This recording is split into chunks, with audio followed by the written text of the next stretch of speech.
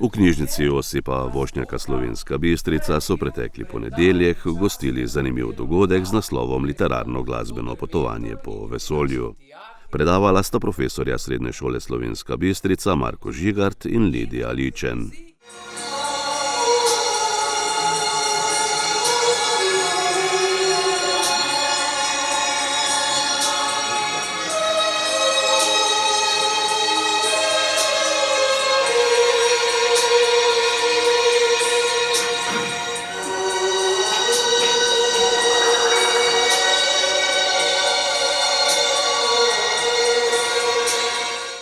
Vsak človek je zase svet, čuden, svetav in lep kot zvezda na nebu.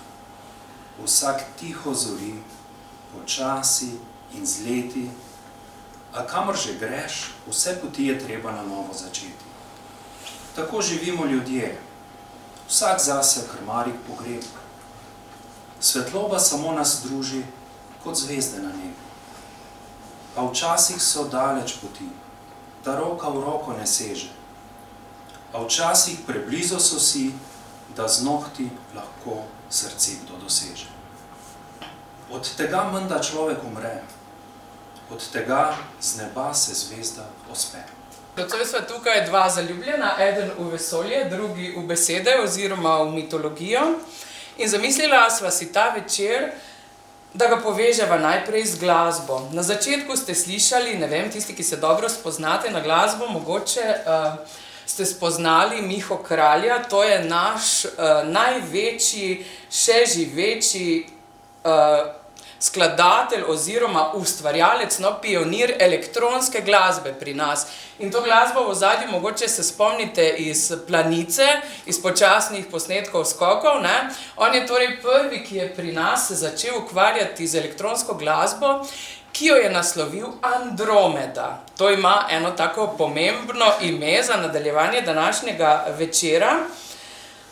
Sicer pa mogoče še samo to, da je v Sloveniji, takrat v času Jugoslavije, ta njegov album bil prodan v več kot 20.000 izvodih, v Jugoslaviji pa v več kot 100.000 izvodih, ne? Tako da sva se naslonila na eno konkretno besedilo oziroma skladbo. Marko, ti si krasno prebral Pavčkovo pesem, ki menda ne potrebuje nobenih komentarjev o tem, kako so naši svetovi, človeški in zvezdni svetovi, povezani bolj, kot bi včasih morda celo hoteli. Zamislila sva si ta večer z muzo, če obrnete tisti listek, ki ste ga prejeli. Tam je slika Uranije. Uranija je ena izmed 9 muz, modric, tistih zaščitnic v antiki, ne samo umetnosti, predvsem, ali pa tudi znanosti, med drugim astronomije. V rokah ima, kot vidite, kroglo svet, v drugi roki ima šestilo, vse izmeri, vse je natančno. In pa seveda, zamislila sva si ta večer s pogledom v nebo. Namreč ta najina zgodba se je začela letos v CŠOD-ju, ko smo šli z dijaki prvih letnikov, tudi vam dober večer, ki ste prišli še enkrat poslušati, torej na take mini spoznavne dni, kjer smo imeli tudi astronomijo, s tem, da smo to takrat podkrepili še s teleskopom, ki ga je Marko tudi nocoj želel prinesti, ampak zdaj vreme nam ni nekaj preveč naklonjeno, da bi potem še to zunaj v praksi pogledali, pa bo še kdaj verjetno kakšna priložnost za to. Eratosthenes je živel v današnjem Egiptu, v bistvu je bil vodja knjižnice, Aleksandrijske knjižnice, imel je dostop do velikega števila virov in v tistem času je bilo že znano, da sonce v Egiptu na njegovem južnem delu, tam, kjer je današnji Asuan, enkrat na leto pride v takšno lego, da ne meče sonce nobene sence. Celo so naredili poskus v vodnjaku na enem otoku Elefantino, je sonce ob sončevem obratu, to je v bistvu danes 21. junija, je res posvetilo na dno. Eratosthenova ideja je bila, in moram še nekaj vedeti, da v antiki ni bilo težko sprejeti, da je Zemlja okrogla. Zakaj? Iz filozofskega vidika zaradi tega, ker je krogla predstavljala popolno geometrijsko telo po drugi so pa tudi empirični dokazi, ki jih je že Aristotel nakazal, govorili o tem, da je Zemlja res okrogla. Poznali so izkušnje morjeplovcev, ki so videli, da za obzorjem zaide na primer ladja ali pa vznikne. Opazili so, da ob luni na mrku senca, ki jo meče Zemlja, torej vedeli so, da Zemlja to počne, ima krožno obliko. In vedeli so tudi, da kadar potujejo proti severu ali proti jugu, se na nebu pojavijo neka ozvezdja, ki jih v svojih krajih niso videli. Tako da za Grke to ni bilo težko sprejeti. In Eratosten se je vprašal, kako velika je ta Zemlja. V tistem času, Eratosten je tudi med drugim bil geograf, so poznali zelo mali del današnje Zemlje. Torej poznali so Sredozemlje, poznali so ozemlja nekje do današnje severne Francije, do osrednje Afrike, na vzhodu morda do Indije, pa na zahodu do Atlantika. Na celem globusu je to mogoče 1/10 površine. No in njegova ideja je bila takšna, v tej svoji Aleksandriji je na ta isti dan, ko je sonce v Asuanu oziroma v Sieni posvetilo točno navpično na tla, je izmeril, za koliko je pa sonce v njegovi legi odmaknjeno od zenita in je prišel do podatka, da je to 7 stopinj. V bistvu genialna ideja in danes bi jo znali v osnovni šoli rešiti. Samo morali bi poznati čisto neke osnovne geometrije in to je to, da ima krog 360 stopinj in da teh 7 stopinj, ki jih je v Aleksandriji izmeril, predstavlja del krožnega loka na tej veliki zemlji in z temu rečemo danes sklepnim računom lahko pravzaprav izračunamo, kolikšen del tega loka pravzaprav na tej celi krogli predstavlja razdalja med Sieno in Aleksandrijo, ki je 800 km. Kaj je presenetljivo? Presenetljivo je predvsem tole, da je izračunal velikost Zemlje približno na 1% natančno. Torej, njegov izračun je pokazal, če pretvorimo njegove merske enote, to so bili stadiji takrat, da je obseg Zemlje približno 40.000 km. In to je bila taka genialna zadeva.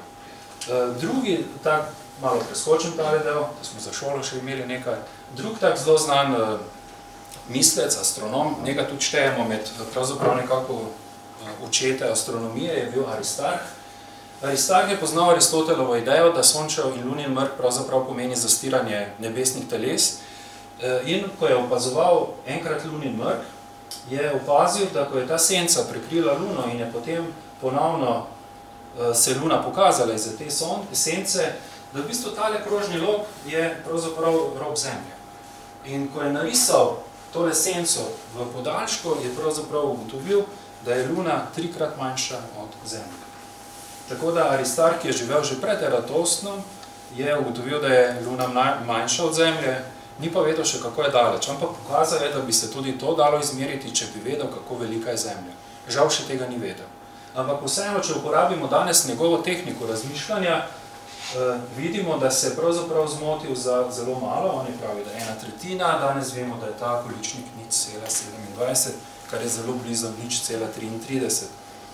Nadalje je potem še govoril o drugih pojavih in velikostih in razdaljah. Omenil bi še samo eno zelo pomembno ugotovitev in sicer on je bil prvi, ki je ugotovil, da nebesna telesa niso vsa enako oddaljena od Zemlje, da so nekatera zelo blizu, nekatera pa zelo ekstremno daleč. In z metodo opazovanja prvega luninega krajca, to je ta pozicija, ki zdaj vidimo tu na prosojnici, takrat namreč se med Luno, Zemljo in Soncem pojavi pravi kot, je ugotovil, da če bi opazovali prvi ali pa zadnji krajec pri Luni, da bi lahko z risanjem teh trikotnikov, pa zdaj mogoče ne bom šel v podrobnosti same geometrije, ampak če znaš izmeriti samo tale kot in to lahko zmeriš Zemlje, lahko sklepaš, koliko krat je Sonce bolj oddaljeno od Lune. In on je takrat samo ugotovil, da je mnogokrat bolj oddaljeno, žal ni tega kota in mogel izmeriti, ker je ta kot malenkost manjši od 90 stopinj, ampak če spet njegovo metodo uporabimo, danes ugotovimo, da je bila izredno natančna in da je Sonce 390-krat bolj oddaljeno od Lune. Kar pomeni, če bi Luna bila 1 meter oddaljena od nas, bi Sonce moralo biti vsaj okrog 400 metrov oddaljeno. Zakaj to govorim? On je pravzaprav ugotovil, da so nebesna telesa na različnih oddaljenosti, celo je napovedal, kako si od Sonca sledijo. On je bil prvi, ki je uporabil idejo heliocentričnega sistema, ampak žal je potem ta njegova ideja zamrla, zato ker so nekateri drugi misleci, ki so njemu sledili, rekli, da mi nikoli ne opazimo, da se premikamo, nikoli ne opazimo, da se Zemlja vrti, in tako je potem za 1400 let, predvsem z Ptolemajem, tole spet malo preskočim, s tem mislecem, je nastal geocentrični sistem, ki je postavil pač Zemljo v središče, kar kot vemo, v srednjem veku je to postalo zelo aktualno, ker potem tudi človeka postavimo v središče, postane zelo pomemben. Danes vemo, da temu ni tako, vemo pravzaprav, da niti Zemlja, niti naša galaksija na vse zadnje nima nobenega posebnega mesta v vesolju.